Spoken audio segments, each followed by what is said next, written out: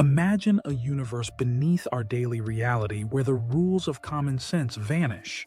A realm where a single atom can be in multiple places at once, where reality itself is not solid and defined, but exists as a shimmering mist of pure probabilities.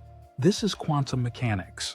It is the most successful scientific theory in human history, underlying every computer chip, every laser, and every smartphone in the world. Its mathematics predicts the behavior of the subatomic world with staggering precision.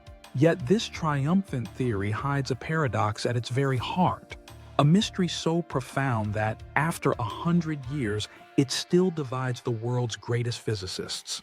Why does this bizarre world of multiple things at once vanish the exact moment we try to look at it? How does a universe of possibilities collapse into a single, defined reality just because we measure it? And what exactly is a measurement? Is it the act of a device? Is it the eye of an observer? Or is it, as some have dared to suggest, the intervention of consciousness itself? This is the measurement problem. It is not a minor technical issue. It is the point where our understanding of reality shatters. It is a debate that forces physics to become philosophy, asking us, does reality exist even if we are not looking at it? Before we dive into this dizzying abyss that threatens to shake the foundations of everything we think we know, I ask for a small gesture that is fundamental to us. If you are here for these kinds of questions, if you want to explore the boundaries of human knowledge, please subscribe to this channel. Leave a comment. These are all signals to the algorithm that the video deserves to be shared. Now, buckle up. We are about to question what it means to observe reality. Our story begins with the hard problem of consciousness. It is the idea that even if we could map every single neuron in the brain and every connection, we could tell a complete story about how the brain functions, but we still wouldn't understand why that functioning produces a subjective experience, an inner quality. It seems that the classical physical description leaves out something essential. This is where some scientists and philosophers turn to quantum physics. Why? Because when classical physics fails in its description of the world at very small scales, we turn to quantum mechanics. And quantum physics introduces an entirely new vocabulary: superposition, entanglement, indeterminacy. The idea is, if we cannot explain consciousness with the classical physics of the brain, perhaps we must look at quantum processes inside the brain. The fundamental link between consciousness and quantum mechanics stems from a puzzle at the heart of physics itself: the measurement problem. The primary equation of quantum mechanics, Schrödinger's equation, is fantastic at describing how systems evolve until we look at them. The equation, if taken literally, predicts things we never see in the real world. Let's take a classic example. Imagine a quantum particle. Thanks to superposition, it is neither here nor there. It is, in a sense, both at point A and point B simultaneously. Now, let's build a device to measure it. If the particle is at A, the device will show an A on the screen. If it is at B, it will show B. What happens when the particle in superposition, A plus B, interacts with the device? If we strictly apply Schrödinger's equation, the device does not choose. It also enters a superposition. The device's screen is in an absurd state where it shows A and B at the same time. The strangeness of the microscopic world is magnified to our macroscopic world, but we never see a screen showing A and B together. We see A or B, and what if we now look at the screen? Well, the chain continues. This is the famous von Neumann chain. The light reflected from the screen in superposition is also in superposition. It hits our retina in superposition. The electrical signal travels along the optic nerve and enters our brain in superposition. The final result of strictly applying physics is that our brain, our neural states, end up in a quantum superposition of experiencing seeing A and experiencing seeing B. This is blatantly false. None of us has ever experienced a superposition of consciousness. We experience A or B. Clearly, Schrödinger's equation alone is not enough. To solve this, the founding fathers of quantum mechanics introduced a sort of patch, an exception to the rule, the collapse postulate. They said, sure, systems evolve according to Schrödinger, except when a measurement occurs. When there is a measurement, the superposition magically and randomly collapses into just one of the possible results, A or B. This solves the practical problem, but opens a huge philosophical hole. What on earth is a measurement? Is it a special physical process? If so, which one? If we take collapse as a real physical event, we must define when and why it happens. Does the measuring device cause the collapse? But the device is just a cluster of atoms, just like the particle. Why should it obey different rules? Why should it be special? This is where physicist Eugene Wigner enters the scene. He took the von Neumann chain and pushed it to its only logical conclusion. The chain of superposition propagates from the particle to the device, to our retina, to our neurons. What is the last link in the chain? The only element that seems to be different from a simple physical system? Our consciousness. Wigner proposed a radical idea. Consciousness causes collapse. Wigner found the idea of a superposition of consciousness, the idea that a sentient being could be in a state of experiencing A and experiencing B simultaneously, simply absurd, inherently unstable. He therefore proposed that the chain of superposition breaks exactly at the moment information enters consciousness. It is the act of becoming conscious of a result that forces the universe to choose. The universe, so to speak, tries to put our mind in superposition, but consciousness resists and causes the collapse of the entire physical chain all the way back to the original particle. However, this idea leads to a famous paradox, Wigner's friend. Let's imagine that I, Wigner, put a friend of mine, let's call him Frank, inside a completely sealed laboratory, a box. Inside the box, Frank performs the experiment on the particle. The particle is in superposition, A plus B. Frank looks at it. Since Frank is conscious, according to Wigner's hypothesis, his consciousness causes the collapse. Frank sees A.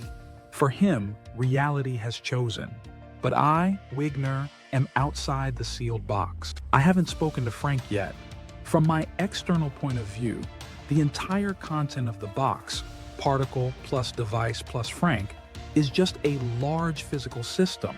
And until I measure it, that is, until I open the box and ask Frank, I must describe the entire system with Schrödinger's equation.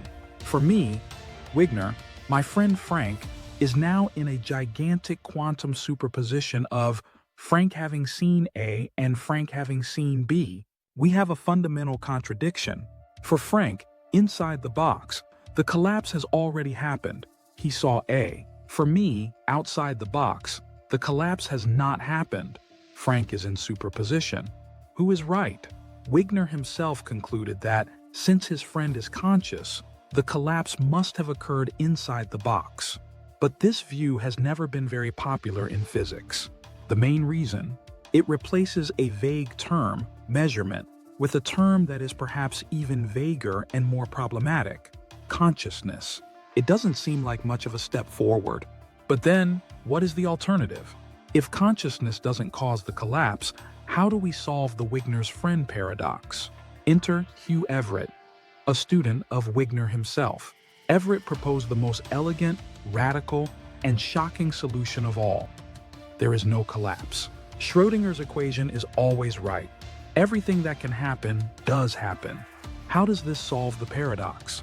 Everett says, when Wigner's friend, Frank, looks at the particle, he effectively enters a superposition. But what does that mean? It doesn't mean Frank has a confused experience. It means the universe splits. At the moment of measurement, reality branches into two parallel and distinct worlds. In one world, there is a version of Frank who saw A. In a completely separate world, there is another version of Frank who saw B. There is no contradiction. Both results happen. This is the famous mini-worlds interpretation. From Frank's point of view, he simply experiences one of the two outcomes. He doesn't notice the split. He finds himself in one of the two branches. From Wigner's point of view, outside the box, he is simply describing the superposition of both branches of the universe, which for him are still isolated. This view is philosophically explosive. It means that every time a quantum event with multiple possible outcomes occurs, the universe multiplies. In this precise instant, there are infinite U's branching out.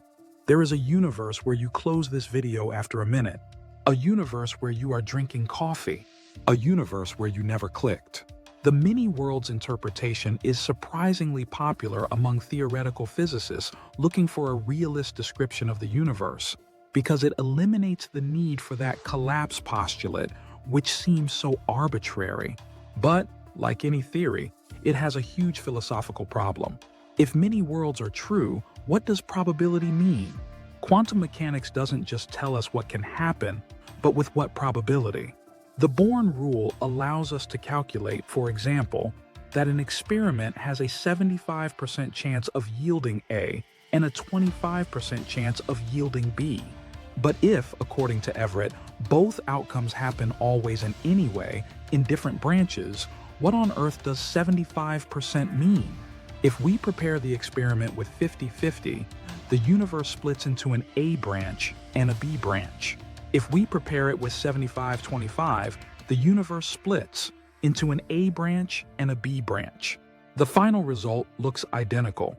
Probabilities, which are the predictive heart of quantum theory, seem to completely lose their meaning. We therefore have two extreme views. Consciousness causes collapse, Wigner, and there is no collapse, E.I. Everett. But there is a third way, perhaps even more fascinating, proposed by the great physicist and mathematician Roger Penrose. Penrose, like Wigner, dislikes many worlds. But unlike Wigner, he doesn't think it is consciousness that causes the collapse. Penrose inverts the logic. It is not consciousness that causes the collapse. It is the collapse that causes, or rather is, consciousness. Where does Penrose start? He argues, using arguments based on Gödel's incompleteness theorem, that the human mind, our capacity for understanding, does things that are fundamentally non-computational, things that no computer, not even a quantum one, will ever be able to replicate. If the mind is non-algorithmic, it must be based on a non-algorithmic physical process. The standard evolution of Schrödinger's equation is algorithmic. The only candidate Penrose finds for non-algorithmicity is precisely the collapse of the wave function. But if it's not consciousness causing it, what causes it? Penrose proposes gravity. This is called objective reduction, OR. Penrose argues that quantum mechanics and general relativity, our theory of gravity, are in conflict. He argues that a quantum superposition of a massive object, like the example of Schrödinger's cat, which is a superposition of live cat and dead cat, is not just a superposition of positions. It is also a superposition of two different curvatures of space-time. According to Penrose, this superposition of gravity is inherently unstable. The universe does not tolerate it. After a certain time, which depends on how much mass is in superposition, the system collapses on its own, objectively, without the need for any observer. And here is the key point. This objective collapse is a moment of consciousness. Penrose's collaborator, Stuart Hameroff, identified the physical place where this might happen in the brain. Microtubules, the protein scaffolds inside our neurons. Their theory, called Orch or orchestrated objective reduction, hypothesizes that microtubules act as quantum computers. These quantum calculations create increasingly large mass superpositions until they reach Penrose's threshold, collapse objectively, and that collapse is a flash of conscious experience. Many of these collapses per second create the flow of our consciousness. The main problem with Orch or? The brain is a warm, wet, and chaotic environment, a terrible place to maintain delicate quantum coherence. And more importantly, calculations show that the mass involved in the microtubules of a single neuron is too small to reach Penrose's gravitational collapse threshold in useful timeframes. To work, the theory would require large-scale quantum entanglement maintained across many different neurons, a hypothesis that most neuroscientists find extremely unlikely. This brings us back to square one. The theories seem stuck. On one side, Wigner, too vague. On the other, Everett, too inflationary. And Penrose, physically very difficult to justify in the brain. But what if we could update Wigner? What if we could remove the vagueness from his idea? Let's go back to the consciousness causes collapse hypothesis. The problem was, what is consciousness? And what if today we had a mathematical and precise theory of consciousness? Enter the Integrated Information Theory, or IIT. It is one of the most rigorous and discussed theories of consciousness in neuroscience today. IIT proposes to measure consciousness with a specific quantity called phi, Phi. Phi does not just measure complexity or computing power. It measures how integrated a system is. It measures the crosstalk between its parts. A system has high phi if it is a unified whole whose parts are so interconnected that the system as a whole is much more than the sum of its parts. This theory explains, for example, why the cerebral cortex, a densely interconnected tangle, high phi, is the seat of consciousness, while the cerebellum, which has many more neurons but is organized in parallel and independent modules, low phi, contributes almost nothing to conscious experience. The strongest implication of IIT is that consciousness is a matter of degree. Humans have a very high phi, but simpler systems, even non-biological ones like a computer, if built the right way, could have a low but not zero phi. They would be a little conscious. Now, let's combine the two ideas. It is what philosophers like David Chalmers and physicist Kelvin McQueen have proposed. Let's take Wigner's hypothesis, consciousness collapses the wave function, and replace the word consciousness with its mathematical definition, a system with phi. The hypothesis becomes, what happens if a system with phi, that is, a conscious system, is put into quantum superposition? The idea is that a superposition of different phi structures is physically unstable. If an observer's brain is in superposition between seeing A and seeing B, it means it is in superposition between two different structures of integrated information, phi A and phi B. This superposition of consciousness, now defined mathematically, is unstable and must collapse. The most exciting part? Unlike many worlds or Wigner's vague idea, this theory makes concrete experimental predictions. It is testable. If IIT is correct, we could build a system, not a biological brain, which is too complex, but perhaps a small quantum computer designed specifically not to be fast, but to have a phi, low, but not zero. Then we run the experiment. We put this quantum mini brain in a superposition of two different phi states. The theory predicts that the superposition will not be stable. It should collapse much faster than predicted by the normal Schrödinger equation, which takes no account of phi.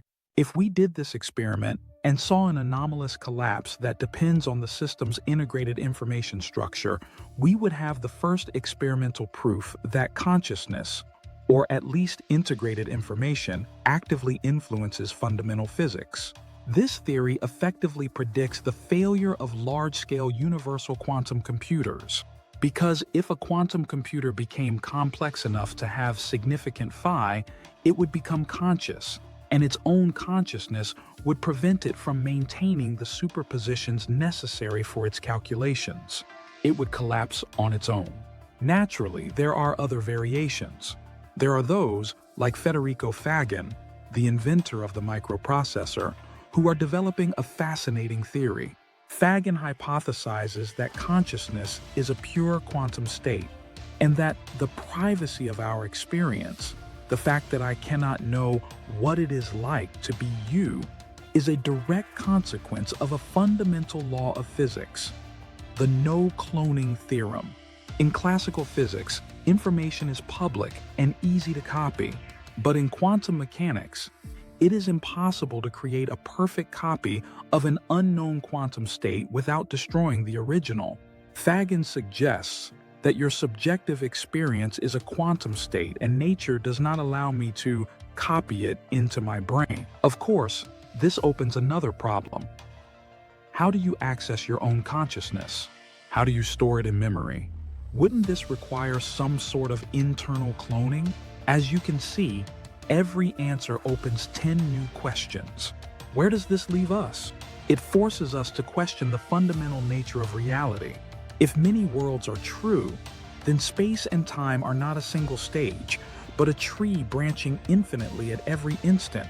And the you who started this video is not the same you who is finishing it. You are just one of countless copies. If the Wigner IET hypothesis is true, consciousness is not a passive passenger in the universe, a side effect of neurons. It is an active agent, a fundamental force of nature that shapes physical reality, forcing the universe to make decisions. If Penrose is right, our mind is literally the sound of space-time collapsing on itself, billions of times a second, inside our heads. In every single case, the classical view of a clockwork universe, objective, predictable, and completely separate from us, is dead. We started with a seemingly biological question: how does the brain create the mind? And we ended up in the beating heart of fundamental physics, facing an abyss of possibilities that redefine what it means to exist. Consciousness causes collapse. Collapse causes consciousness. Consciousness is a branching of the universe. Consciousness is a quantum state protected from copying. Each of these ideas shakes the foundations of everything we think we know. It is important to repeat, most of these are, at the moment, hypotheses and speculations. But they are informed speculations, born from real paradoxes, like the measurement problem, and real problems, like the hard problem of consciousness. The most incredible and most exciting thing is that it is no longer just philosophy. Theories like the combination of Wigner and IIT are proposing concrete experiments, potentially achievable in the next decade. We could be the generation that discovers if the mind is just complex software running on the wet hardware of the brain, or if it is something much more fundamental, woven into the very fabric of reality. Reality is much, much stranger than we ever dared to imagine. If this journey to the edges of physics and the mind has shaken you, moved you, and left you with more questions than answers, then support this project. Subscribe to the channel if you haven't already. Leave your hype points and, above all, your thoughts in the comments. Thank you for traveling with me. Until next time.